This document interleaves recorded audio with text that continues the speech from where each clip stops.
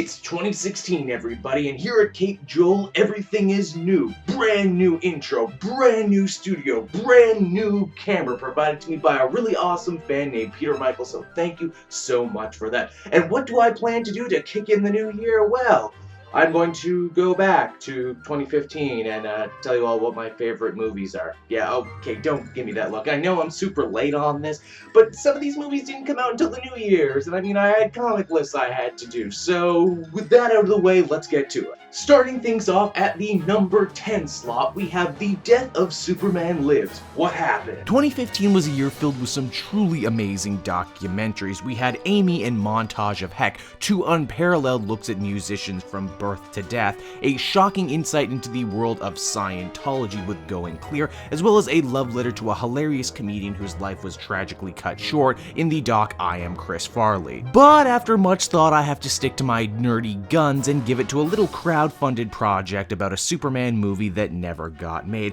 Superman Lives is a documentary filled with just as many colorful characters as you would find on the comic book page. Be it the former hairdresser turned power producer who loved fighting people and wanted a Superman movie that showed him as a fighter, the writers including Kevin Smith who wanted to show a vulnerable, almost near-death Superman, and of course the actor Nicolas Cage, and the director Tim Burton who wanted to show Superman as the ultimate outsider. With this documentary we get to see how this one movie evolved and devolved over the years before eventually just kind of fizzling out. But much like last year's other doc about a failure of a potentially amazing movie, that being Jodorowsky's Dune, we really do feel like we come away with a better understanding of the creative process and all the moving parts that come with making a film, any film in the Hollywood system. It's insightful, at times funny, and often jaw-dropping. In short, it's just damn good. Crashing on into the number 9 spot, we have Trainwreck. Judd Apatow really has cornered the market on smart, stoner, slacker comedies for adults. In many ways, I feel he is today making the sort of movies that I always kind of wished Kevin Smith would have made had he matured past a certain point. But you can only go back to the same well so many times, and you can only tell so many stories about men, more often than not played by Seth Rogen or Paul Rudd. So with Trainwreck, we get a fresh, new look at things by getting to see the same sort of story we've come to love, but from a woman's perspective. Okay, that's kind of a gross oversimplification on my part. For one, the movie is actually semi-autobiographical and draws on a ton from the stand-up of star Amy Schumer, who had a great year in 2015, and while maybe she became a bit overexposed by the end, I still think Trainwreck was one of the funniest movies of the year. This is helped out not only by the much more personal material offered up by Schumer about sex, love, monogamy, careers, etc., but also from some of the great supporting turns from funny people like Colin Quinn, who plays Schumer's dad, and whose terrible advice is no doubt to blame for why her character ends up the way she does. Even wrestler John Cena gets to spread his acting wings and show his ass, which I'm sure other people will enjoy. Trainwreck, like other Apatow movies, is something that I feel you can enjoy on multiple levels. It's sincere and it steals the number 9 spot. Things get very emotional at the number 8 spot. That's right, it's Inside Out. Man, when Pixar brings their A-game, they are damn near unstoppable, and that's exactly what Inside Out was. First off, this one has a stellar voice cast led by Amy Poehler as Joy, one of the several emotions who govern the mind of a young girl named Riley. When Riley's parents uproot and move to San Francisco, Riley's emotions are thrown into chaos, which means Joy will need to join forces with sadness to get everything back in order. Inside Out looks awesome, and there is a ton of creativity put into visualizing the inner workings of things like memory or even imaginary friends. At its heart, this is a coming-of-age story for Riley, one about the end of childhood and the end of innocence, but it's also a road movie for the emotions, and really so much more than that. I will say bring your tissue, cause man, friggin' Bing Bong, man, that hits you every time. It's funny, it's heartfelt, it's an adventure from start to finish, it's just a ton of fun. Proving that 2 heads are better than 1, at the number 7 slot we have Legend. Which I suppose it should technically be called Legends, shouldn't it? Because it's about brothers, whatever. I make no secret that I'm a sucker for a good gangster story, and the famous Kray twins of 60s London are by far one of the best gangster tales out there. Tom Hardy, in his first of 2 appearances on this list, plays both Reggie and Ron Kray. Reggie is the smart one destined for fame and glory, but after finding love, battles with going straight. This brings him into conflict with his brother Ron, a brutal fighter in love with the darker sides of life as a professional criminal who also grapples with mental illness. Now, this isn't so much a rise and fall rags to riches type story like you might think. We're really seeing the brothers near the tail end of their reign. It's actually Reggie's wife who has narration duty, and as such she brings in some much needed third-party perspective on events. This really is the Tom Hardy show, and he does great in both roles. This is a showcase for his abilities as an actor, kind of like how that other big gangster movie this year, Black Mass, was supposed to do the same thing for Johnny Depp, but didn't really.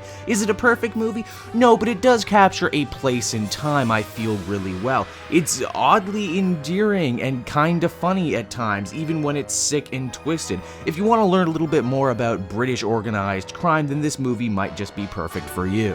Next up on our list, we have an insect that isn't going to ruin your picnic. It's Ant-Man at the number 6 spot. Well, I think we all knew this one was coming. After the enjoyable if slightly bloated blockbuster that was Age of Ultron, it was nice to see the Marvel Universe, no pun intended, go for a smaller scale with its smallest hero yet. Paul Rudd plays Scott Lang, a down-on-his-luck ex-con who gets roped into helping out a genius inventor save his shrinking technology from being used by the forces of evil. And from there, it's your classic superhero origin story. The cool thing is, at the end of the day, Lang isn't even really doing it for himself. He's doing it for his daughter to try and help build a better world for her. And this theme of fathers and estranged daughters carries over with Hank Pym and his daughter as well. What I think really helps set Ant-Man apart from its older Marvel brothers is its sensibility, one shared with movies like The Rocketeer and yes, even Honey, I Shrunk the Kids. This is a very self-aware film. It knows that Ant-Man as a concept is kinda silly, yet it runs with it, and the whole movie has this real amazing sense of charm to it.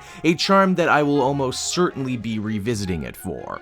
Put on your very best suit and boil a cup of tea, because the number 5 spot on this list of my top 10 favorite movies of 2015 belongs to Kingsman: The Secret Service. I labored long and hard about what my favorite action movie of the year was. John Wick was cool and implied a much more interesting world, but at the end of the day, I had to give it to Kingsman, a glorious throwback to classic James Bond movies that proved to be better than the actual James Bond movie that came out this year. I could talk about how much I liked Eggsy as a character, how his journey from chav to charismatic was great. I could talk about how much I loved the music, or how I now see Colin Firth in a completely brand new light. But all I really need to say is, damn, how about that church fight? Wasn't that freaking nuts? People's heads explode. There's an assassin lady with razor-sharp prosthetic legs. Kingsman has style coming out the yin-yang, and it's another notch in the belt of director Matthew Vaughn, who seems to be able to adapt Mark Millar works into much better movies than comics. To me, Kingsman is a lot much more than a throwback. It's the start of something very fresh, very new, and something I am very excited to be a part of. Rev up your engines, because the next movie on our countdown is anything but mediocre. That's right, it's Mad Max: Fury Road.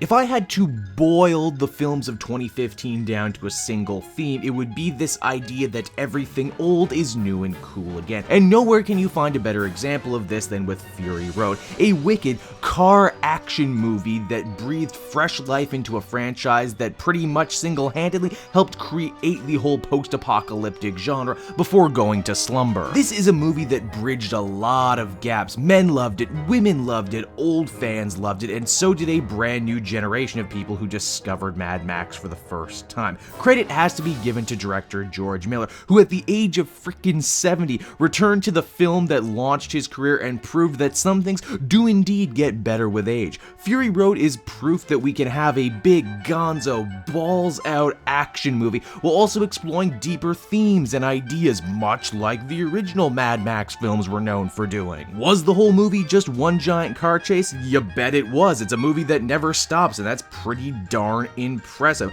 Was the movie more about Furiosa and the brides escaping than Max himself? Sure, and now Furiosa belongs to pop culture in the same way Max does. The movie also probably gave us by far the coolest new cinema villain in a very long time. The evil patriarch cult leader Immortan Joe and his war boys, fanatical suicide skinhead soldiers who worship cars and guns while also unironically calling Joe Dad. All the other Mad Max movies were exploring this idea of different resources, be it oil, be it electricity, and Fury Road takes it one step further by letting us see people as a commodity and people as a resource, women in particular. Fury Road freaking rocks from start to finish. It is as cool as a flaming guitar truck, and I wouldn't have it any other way. The Force is strong with our number 3 pick, and it takes us to a galaxy far, far away.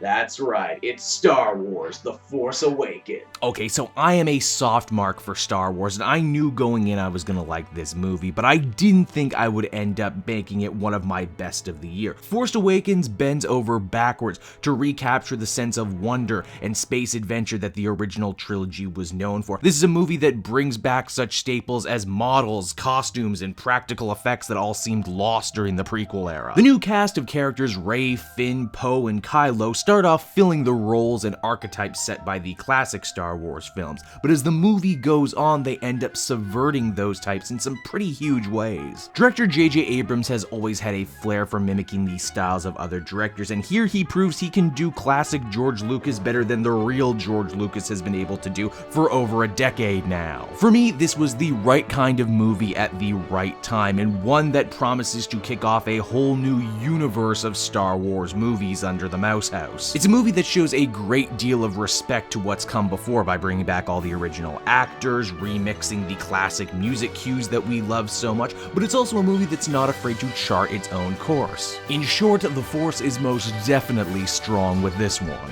Put up your dukes and never stop fighting. My second favorite movie of 2015 is Creed. I don't think anyone in their right mind wanted another Rocky movie, especially because the last one, Rocky Balboa, was actually pretty good, and trying to continue the story any further would be tempting fate. But hot damn if Creed, more of a remix of the classic franchise than a straight-up sequel, introduces us to Adonis Creed, the secret child of Apollo Creed, who seeks out Philly and Rocky Balboa to make him the fighter he always wanted to be. Only the rub is where no one took Rocky seriously because he was a scrappy guy from the streets. Now no one takes Adonis seriously because they feel he's a silver spoon rich kid trading on his father's name and nothing else. Michael B. Jordan is great in this. It's the kind of star-making turn that helps everyone forget that he was also in one of easily the worst movies of the year as well. Fantastic Four. When Jordan and Stallone are on screen at the same time, it's absolutely magical. Not only do we get to see Creed become the new kind of hero for a new kind of Philly, but Stallone lets it all hang out and reminds us why he's still such a great actor despite all the expendable crap in a row that he's done. The Rocky movies have always kind of been semi-autobiographical of Stallone himself. The first one mirrored his own journey as an actor and a director, and as he became more bloated and tired, so did the movies. Now he's passing the torch to newcomers like Jordan and Coogler, and together they made what is easily one of the best, rousing, uplifting sports movies I've seen in a very long time. Sorry, Southpaw, better luck next time. And my number 1 favorite movie of 2015 is The Hateful Eight. The 8th film by writer-director Quentin Tarantino, and I know this because the movie proudly proclaims it in the opening credit sequence, is another Western film. Yes, it seems that Tarantino had so much fun on Django that he wanted to do it all over again. When a Wyoming snowstorm traps 8 colorful individuals made up of killers, thieves, rapists, racists, and general scumbags in a cabin overnight, sparks fly and secrets are revealed. This is a movie where there are no real heroes and villains, where everyone is lying to everyone else, and there's no telling who's going to be left standing at the end of it all. The cast is a veritable who's who of Tarantino favorites: Sam Jackson, Tim Roth, Michael Madsen, and Kurt Russell in his second Western of the year, Hey, Bone Tomahawk Anyone, as well as one very surprising performance by Channing Tatum of all people. Hateful Eight is brutal, violent, and like Reservoir Dogs, feels almost like a bottle episode with the action taking place in one cabin. Spiritually and thematically, it does feel like a sequel to Django, with the theme theme of race relations in America making up the backbone of the story. Only while Django was seen through the lens of slavery-era America, Hateful Eight is taking place in the post-Civil War time frame. I don't know if it's the best modern Tarantino movie. Personally, I prefer Inglourious Basterds, but it has all the stuff you've come to love and expect. Chapters, you got 'em. A great, sometimes anachronistic soundtrack, you got it. Whip-smart dialogue and dozens of quotable lines, oh man, you don't even know. I get the feeling Hateful Eight is going to be a movie we're all going to be talking about for a very long time to come, and for that reason, it claims the #1 spot. Well, and there you have it. I hope you liked my list. In the comment section down below, feel free to sound off and tell me what your favorite movies of 2015 are. Until next time, I'm Cape Joel. I'm looking forward to the great year of 2016, hoping to bring you a ton of really interesting content. Once again, I'd like to thank Peter Michael for going on over to my Amazon wishlist, helping me out make the show look a lot nicer with the camera. I finally entered the 1080p era. Ain't that great? Ain't that something? And also the headphones that came with his gift, also pretty nice too. These sound amazing. So until next time, everyone, I will see you around. Hey everyone, thanks so much for watching my newest video. I hope you enjoyed it, and I hope you'll feel like checking out some more videos I have on offer here at Cape Joel.